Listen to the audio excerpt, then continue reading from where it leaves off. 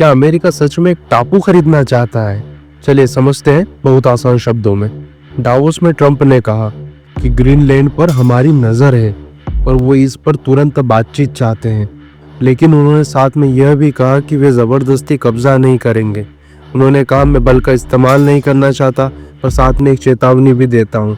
अगर हाँ कहोगे तो ये सबके लिए अच्छा है, और अगर ना कहोगे तो हम इसे याद रखेंगे। ट्रंप ने इसे एक छोटा सा बर्फ का टुकड़ा कहा और कहा कि ये कोई पैसिफिक ओशन नहीं है, बस सुरक्षा के लिए थोड़ा सा ज़्यादा ज़रूरी हो गया है।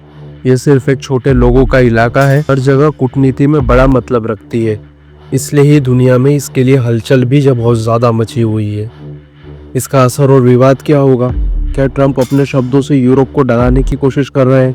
क्या ट्रंप के शब्दों ने यूरोप को पूरी तरीके से डरा दिया है? डावोस में उन्होंने यूरोप, नॉर्वे, डेनमार्क जैसे देशों को टोकते हुए कहा कि वे कृतज्ञ नहीं हैं और कई बातों पर नाखुश दिखे। उन्होंने टैक्स, वाणिज्य और सुरक्षा पर रुख रखते हुए कहा। कुछ यूरोपीय नेताओं ने यह भी कहा कि ये सारी चीज़ें जो ट्रंप कर रहे हैं, इससे सीधे नाटो पर भी असर पड़ता है। ट्रंप के इन बयानों से काफ़ी ज़्यादा बिकवाली भी आई है बाजार में।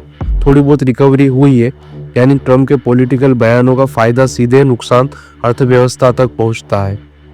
यूरोपीय सांसद ने तो अमेरिका के साथ व्यापार समझौते की बात तक रोक दी है।